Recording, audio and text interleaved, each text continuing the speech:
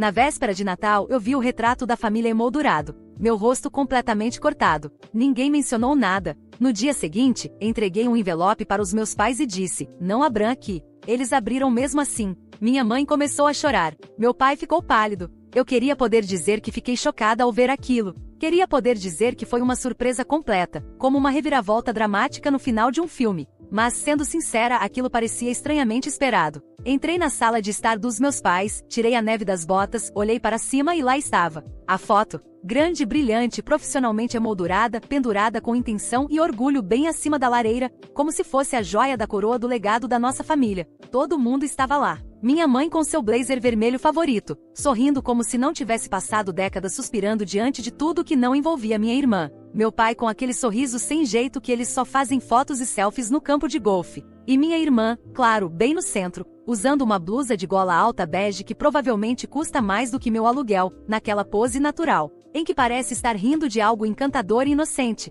talvez uma piada sobre seu fundo fiduciário. E aí, eu não estava. Nem mesmo empurrada pro canto, nem borrada no fundo, apenas sumida. Não foi um corte mal feito. Foi limpo, intencional, caprichado como se tivessem me tirado do Photoshop da vida deles com toda a suavidade possível. Sem borrões, sem falhas. Simplesmente apagada. Fiquei olhando para aquilo por uns 4 segundos, 5 no máximo. Tempo suficiente pro estômago dar um nó, mas não o bastante para alguém notar. Ou talvez tenham notado e só não se importaram. O jantar já vai sair. Minha mãe gritou da cozinha como se fossemos uma família feliz e unida. Eu sentia o cheiro de alecrim e limão de seja lá o que ela estava assando. Cheiro de feriado, cheiro de conforto. Eu costumava amar esses cheiros, quando ainda significavam algo. Pendurei o casaco, murmurei um oi rápido e fui até a cozinha. Minha irmã estava lá, claro, girando vinho na taça como se estivesse apresentando um quadro sobre harmonizações sazonais. Ela me deu um beijo no rosto daquele jeito no ar que ela faz agora, só perto o bastante pro gesto contar, mas longe o suficiente para não me tocar.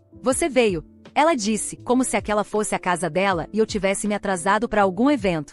Nem me dei ao trabalho de responder. Só sorri. Aquele tipo de sorriso que você dá depois de gritar no travesseiro 3 vezes no mês e decidir que não vale a pena gastar a voz. O jantar foi o espetáculo de sempre. Meu pai fatiando a carne como se estivesse fazendo um teste para comercial de Natal da Hallmark. Minha mãe elogiou o skincare da minha irmã 2 vezes. Ninguém perguntou como eu estava. Ninguém quis saber o que eu andava fazendo, onde eu estava morando. A única pergunta que recebi foi se ainda dirigia aquele carrinho pequeno. O que é o código pra a gente não faz ideia do que tá rolando na sua vida. Mas esperamos que você diga alguma coisa para fingirmos que nos importamos. Eu não preenchi os espaços em branco. Só observei minha irmã abrir um pacotinho que recebeu da mamãe e do papai. Um relógio vintage de ouro. Nada demais, minha mãe insistiu, o que é hilário, porque o recibo ainda estava dobrado sob o papel de seda e eu vi o valor. Digamos que eu teria que trabalhar 1 semana e meia para conseguir comprar aquilo. E isso se eu pulasse o mercado. Meu Deus, gente! Minha irmã brilhou. Isso é simplesmente, uau!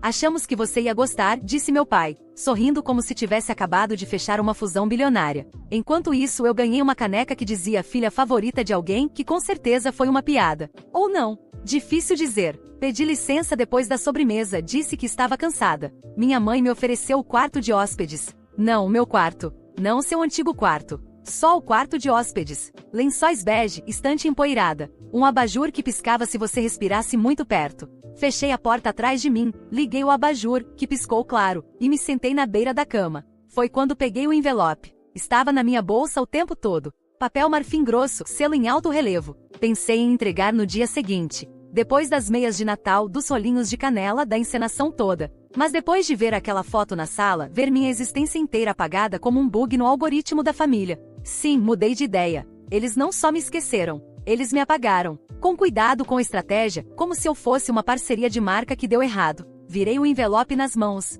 Ele parecia pesado. Naquela noite deitei e deixei a casa se aquietar ao meu redor. Mesmo assoalho rangendo, mesmo relógio de parede fazendo tic-tac. Em algum lugar do corredor, meu pai roncava. A voz da minha mãe subiu uma vez, falando algo sobre pegar os pratos bons amanhã. Minha irmã riu daquele jeito ensaiado e sussurrado que ela faz. Trilha sonora da filha de ouro. Fechei os olhos e pensei nos anos. Quando entrei na faculdade dos meus sonhos e eles disseram estamos tão orgulhosos. Mas logo em seguida perguntaram se eu podia adiar 1 ano para ajudar minha irmã com o portfólio. Quando fiquei sem dinheiro pro aluguel e liguei pra casa e meu pai disse, as coisas estão apertadas, enquanto planejava um cruzeiro pro aniversário dela. Quando levei um namorado pra conhecer a família e eles esqueceram o nome dele no jantar, ele nunca mais voltou. E eu não culpo ele. Cansei de me dizer que eu era sensível demais, de fingir que entendi errado. Naquela noite, deitada numa cama que deveria ser familiar mas não era, eu parei de inventar desculpas. No dia seguinte, eu entregaria um envelope. Não ia gritar, não ia chorar, nem mesmo ia levantar a voz.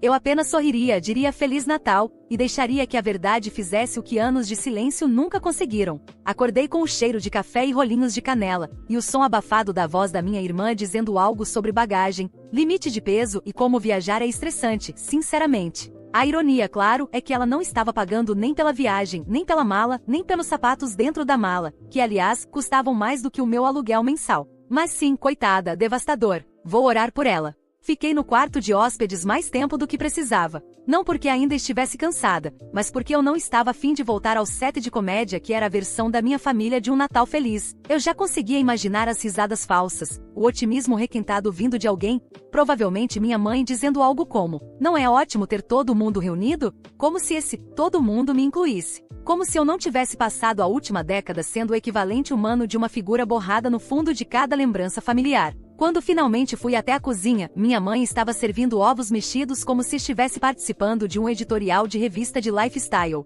Meu pai estava sentado à mesa, rolando o feed no celular. Minha irmã estava descalça, bebendo leite de amêndoas numa taça de vinho. Bom dia, disse minha mãe sem sequer olhar para mim. Espero que tenha dormido bem no quarto de hóspedes. O colchão tem personalidade, respondi, enquanto me servia de café. Ela riu como se fosse piada. Não era. Passamos pelo café da manhã como sempre, atuando. Não teve conversa de verdade. Ninguém perguntou do meu trabalho, como eu estava, ou se ainda morava naquele apartamento pequeno com a escada que rangia, o que só pra constar, eu já não morava mais. Minha irmã falou da próxima viagem dela, Barcelona dessa vez, e de como se sentia sortuda por ter pais que apoiavam seus sonhos. Eu não disse nada, só concordei com a cabeça, como uma figurante num evento de gala. Eles ainda não tinham notado o envelope no bolso do meu casaco. Isso viria depois. Enquanto isso, deixei meus pensamentos voltarem para tudo que me levou até aqui. Quando terminei o ensino médio, ganhei uma bolsa, não integral, mas o suficiente para tornar a faculdade possível se eu conseguisse um trabalho de meio período.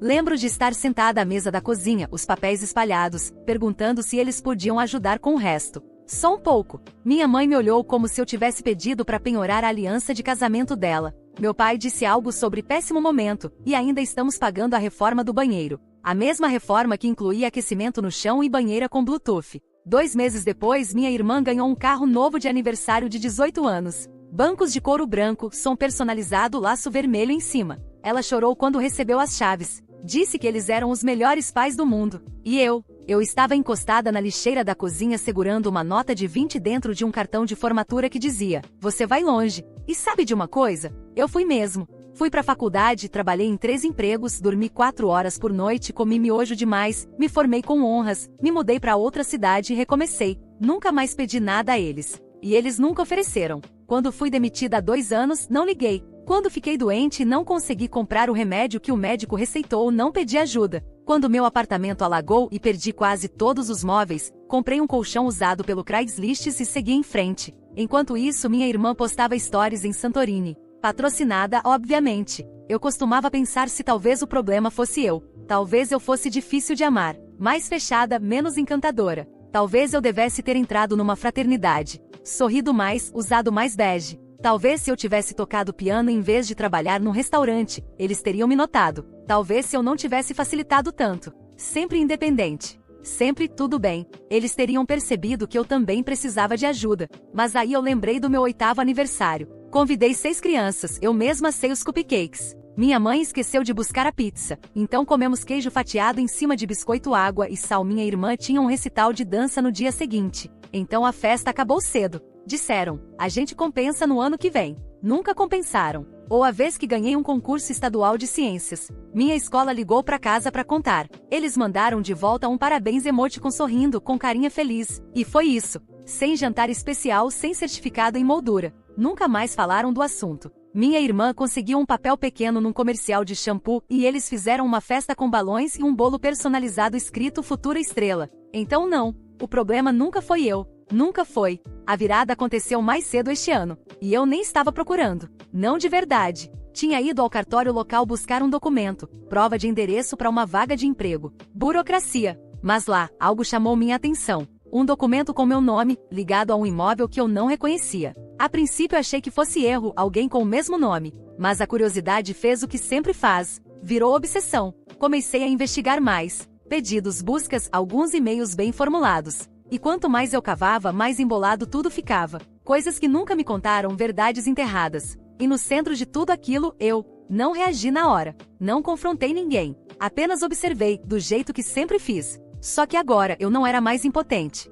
Eu tinha fatos. Tinha provas no papel. E quanto mais eu descobria, mais uma estranha calma tomava conta de mim. Como se eu tivesse passado a vida toda debaixo d'água e só agora tivesse emergido para respirar. Eles não apenas me esqueceram. Eles me usaram. Meu nome, meus direitos, meu silêncio. Não, agora eu tinha algo que faria eles ouvirem. Naquela manhã, depois do café, subi e fui me trocar. Fiz tudo com calma. Deixei eles fazerem o teatrinho deles. Reunirem-se ao redor da árvore, trocarem presentes, se banharem naquele brilho natalino cuidadosamente montado. Quando desci, já estavam na metade dos embrulhos. Minha irmã abria algo caro fingindo surpresa. Minha mãe com aquele olhar marejado que ela reserva para momentos que depois pode postar nas redes. Meu pai virou-se para mim. Dormiu bem? Sorri. O suficiente. Ele assentiu e voltou a olhar minha irmã admirando a bolsa de grife nova. Sentei em silêncio, enfiei a mão no bolso do casaco e coloquei o envelope sobre a mesa, entre as canecas de café e os papéis de presente amassados. Ninguém notou. Ainda não. Mas notariam. Sempre notam, tarde demais. Notaram o envelope uns 10 minutos depois. Ou melhor, minha mãe notou. Porque Deus me livre algo ficar em cima da mesa rústica de madeira reaproveitada sem descanso de copo, cerimônia ou propósito.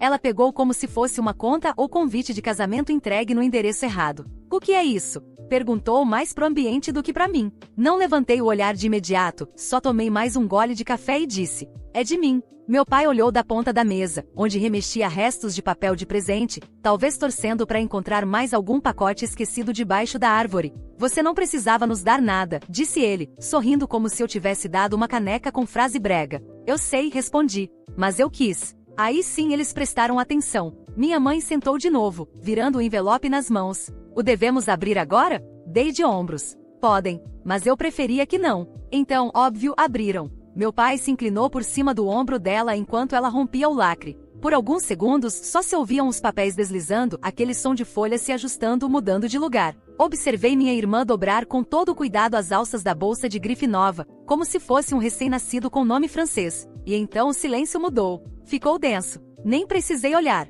Eu senti algo entre a percepção e o enjoo, como aquele instante exato em que você percebe que o leite do café azedou depois de engolir. Meu pai soltou um suspiro pelo nariz. Os olhos da minha mãe corriam pelas páginas cada vez mais rápido, pulando para a segunda, terceira, como se pudesse fugir do que estava lendo. Minha irmã olhou. O que é isso? Eles não responderam. Gente, o que está acontecendo? Insistiu mais alto. Ainda nada. Era minha deixa. Levantei devagar, e achei que já estava na hora de vocês saberem. Feliz Natal! O que é isso? Perguntou minha mãe finalmente. A voz dela estava baixa, sem emoção. Nem irritada, nem confusa. Apenas vazia. E isso, disse eu, é uma cópia do testamento do vovô. Ela piscou. Eu vi o testamento. Nós cuidamos da herança. O não, falei. Vocês cuidaram do que me disseram que era herança. Nunca me mostraram o testamento completo. Disseram que ele tinha deixado algumas lembranças e dinheiro para cobrir o funeral. Meu pai me encarava, piscando demais. Essa versão não menciona o imóvel alugado em Old Briar, continuei. Provavelmente porque vocês já estavam arrecadando o aluguel dele naquela época. Meu pai largou os papéis na mesa como se tivessem queimado suas mãos. Onde você conseguiu isso? Ah, você sabe, e respondi. Registros públicos, pesquisa de títulos, arquivos de imposto, e-mails arquivados, algumas ligações e um advogado muito paciente. Minha irmã finalmente se levantou. Espera. Que imóvel alugado? Aquele perto do parque, virei para ela. E onde você fez aquele ensaio fotográfico ano passado? Isso mesmo. A boca dela se abriu, mas nada saiu. Minha mãe encontrou a voz de novo. Querida, não é o que você está pensando. Sorri. Engraçado porque parece que vocês usaram meu nome, minha herança e meus direitos legais para bancar o estilo de vida de vocês enquanto me diziam que não tinha nada para mim. Não foi assim, disse ela rápido demais. Era complicado. Não era, respondi. O testamento é extremamente claro. A casa foi deixada para mim, única beneficiária com título completo transferido. O que significa que todo aquele aluguel que vocês receberam foi, tecnicamente, roubo. E as reformas? Não autorizadas. Meu pai esfregou as têmporas como se o assunto estivesse lhe dando enxaqueca. Espero que esteja mesmo. Eu sabia que você não ia entender, murmurou. Você sempre foi tão dramática. Eu ri. Ah, claro, eu sou a dramática. Vocês me apagaram de um retrato de família e cometeram fraude testamentária. Mas sim, vamos colocar a culpa no meu tom de voz. Minha irmã parecia genuinamente perdida, como se alguém tivesse puxado o tapete e ela ainda estivesse no ar, sem ter caído. Mas aquela casa pagou minha faculdade. Eu sei, falei. E o carro? E a viagem pro México? E provavelmente umas bolsas de marca no caminho também. Isso não é justo. Ela rebateu. Você não precisava disso. Você sempre foi a independente. Nunca pediu ajuda. Porque vocês me disseram que não havia nada para pedir, respondi. E vocês fizeram questão de manter assim. A voz da minha mãe mudou para aquele tom doce e calculado que ela usava quando tentava devolver algo numa loja sem nota fiscal. A gente achou que você não ia querer essa responsabilidade. Você estava ocupada. Sempre tão distante. Eu estava distante, disse, porque vocês deixaram bem claro que eu não era bem-vinda aqui. Meu pai empurrou a cadeira para trás. Você precisa se acalmar. E você, falei, olhando para ele, precisa de um advogado. Ele congelou. Eu não estou processando vocês, acrescentei. E ainda. Mas oficialmente recuperei a posse do imóvel. Os inquilinos já foram notificados. Os aluguéis agora vão diretamente para mim. O acesso de vocês à casa foi revogado. Minha mãe parecia prestes a chorar. Mas aquela casa era nossa renda. A gente dependia daquilo. Inclinei a cabeça. Então talvez vocês não devessem ter roubado. Nós somos família, sussurrou ela. Não, respondi. Vocês são pessoas com quem eu costumava ter laços de sangue. E há uma diferença. Minha irmã cruzou os braços. Você acha que isso te faz melhor do que a gente? O não, falei. Apenas não estou mais abaixo de vocês. O silêncio que se seguiu não foi de paz. Foi um silêncio pesado, carregado, do tipo que faz o ouvido zunir. Ninguém se mexeu. Ninguém respirou. Meu pai encarava o envelope como se ele pudesse explodir a qualquer momento. O rosto da minha mãe ficou sem expressão. Minha irmã parecia esperar alguém vir acordá-la desse pesadelo. Peguei meu casaco. Espera, disse minha mãe, se levantando. A gente não pode ao menos conversar sobre isso? Mas vocês já conversaram, falei. E por anos. Toda vez que tomaram uma decisão sem mim. Toda vez que me deixaram de fora. Toda vez que disseram que um dia eu entenderia. A mandíbula do meu pai se fechou num aperto. Se você sair agora, não se dê ao trabalho de voltar. Parei na porta, virei para encarar todos eles uma última vez. Acho que essa é a primeira coisa em que a gente concorda. E então fui embora. O ar lá fora era cortante, frio, mas limpo. Entrou nos meus pulmões como um lembrete de que eu ainda estava ali. Ainda de pé. Ainda real. Entrei no carro, liguei o motor e dirigi. Não chorei. Não sorri. Só respirei. Porque às vezes a coisa mais poderosa que você pode dizer é absolutamente nada. E às vezes, o grito mais alto é ir embora. 3 semanas se passaram até a primeira mensagem chegar. Era da minha mãe. Curta, educada, cuidadosamente escrita. Dava para sentir que ela reescreveu aquilo umas 5 vezes e ainda não sabia se ia dar certo. Oi, querida. Estivemos conversando e achamos que houve um mal-entendido. Podemos conversar essa semana?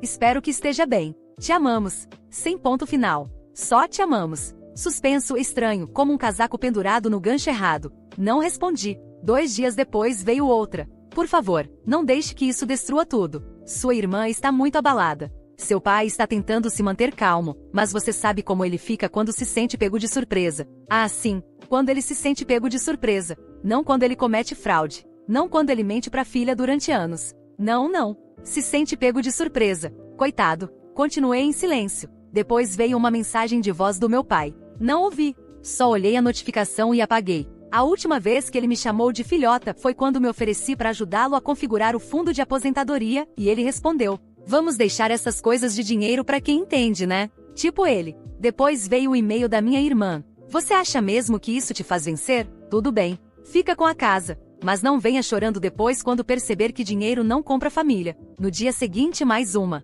Mamãe e papai estão super estressados. Estão pensando em vender o apartamento. Era isso que você queria, né? Parabéns. Essa eu li 2 vezes. Não porque me senti mal, mas porque queria ter certeza de que tinha entendido o quanto perder a minha propriedade estava desmoronando o financeiro da família. A verdade? A casa era a espinha dorsal de tudo. O aluguel dos 3 apartamentos cobria a hipoteca deles, as viagens, parte da educação da minha irmã e, aparentemente, até alguns procedimentos estéticos que minha mãe jurava que eram apenas bons cremes. Quando tomei de volta, a máquina engasgou. E olha que eu nem comecei a cobrar os aluguéis atrasados. Ainda, na primavera comecei a ouvir sussurros por conhecidos em comum. Um vizinho comentou que meus pais estavam tentando refinanciar o apartamento. Outro disse que meu pai agora estava dando consultorias, o que eu sabia que significava ligar para ex-clientes tentando ver se algum ainda lhe devia um favor. Minha mãe começou a trabalhar nos fins de semana numa boutique do centro, daquelas onde ela costumava fazer compras. Agora, ela passava roupas de yoga no caixa, provavelmente se dizendo que era algo temporário. Minha irmã voltou a morar com eles. O AP na cidade ficou caro demais. Os clientes sumiram. O coletivo de arte dela? Desfez-se ou implodiu? Difícil saber. E francamente eu nem quis saber. Ela lançou uma vaquinha online para um novo capítulo criativo. Arrecadou $83. 2 desses dólares vieram do meu ex-namorado. Não sei porquê, mas esse detalhe me fez rir. E enquanto isso eu cuidava da casa. Minha casa. Ela estava empoeirada no começo, um pouco negligenciada, mas estruturalmente sólida. Contratei um profissional para pintar, trocar as janelas antigas. Esvaziei os móveis que meus pais tinham guardado lá e doei quase tudo. Guardei apenas uma poltrona, azul marinho, que eu lembrava vagamente da infância. A única peça que não parecia vir com cobranças embutidas. Os inquilinos foram gentis. Um deles deixou um bilhete de agradecimento depois que baixei o aluguel em $50. Disse que eu era a primeira proprietária que o tratava como ser humano. Aquilo significou mais para mim do que qualquer pedido de desculpas reciclado da minha família. É curioso que a gente começa a perceber quando o barulho some.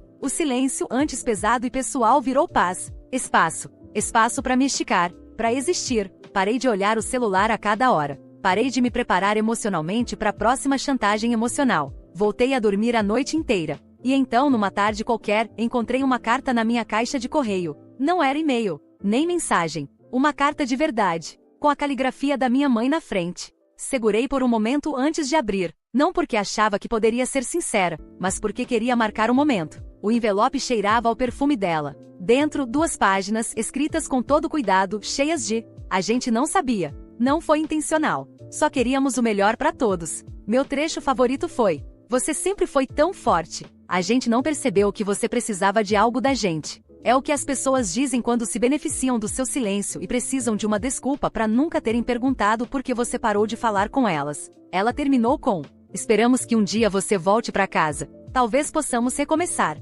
Talvez possamos ser uma família de novo. Sem menção de restituição. Sem menção do dinheiro roubado. Sem uma desculpa por terem me apagado literalmente de uma foto de família como se eu fosse um ex-namorado indesejado. Guardei a carta numa gaveta. Não joguei fora, mas também não respondi. Essa foi a última vez que ela me procurou diretamente. 3 anos depois, encontrei uma vizinha antiga numa livraria. Ela perguntou se eu ainda estava cuidando daquele imóvel. Sorri. Estou sim. Ela hesitou por um segundo antes de dizer: ouvi dizer que seus pais passaram por tempos difíceis. Eu não disse nada.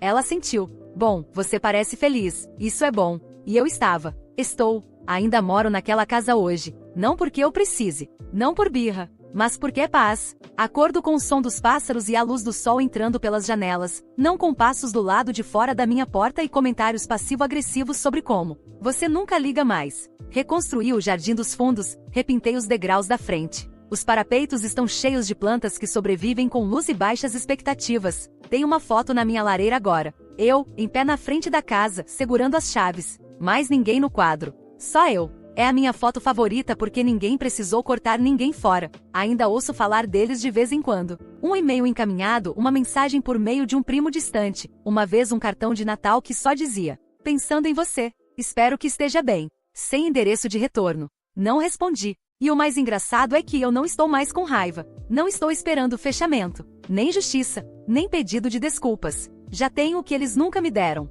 Meu nome em algo permanente. Meu lugar no mundo. Minha própria história. Eu costumava acreditar que se me esforçasse o bastante, se provasse meu valor, talvez um dia eles me amassem do mesmo jeito que amavam ela. Mas o amor, o que importa de verdade, não é algo que se conquista. É algo que se dá, livremente. E o que eles me deram foi condicional. O que eu dei a mim mesma foi todo o resto. Então não, eu não sinto falta deles. Não fico revivendo as conversas. Não fico imaginando reencontros dramáticos. Não sonho com um pedido de desculpas perfeito que conserta tudo. Pra quê? Eu já disse tudo o que precisava dizer. A vida que tenho hoje não veio com laço nem bênção. Ela veio de fazer o que era difícil, de ir embora. E isso, no fim das contas, foi o único presente que eu precisava.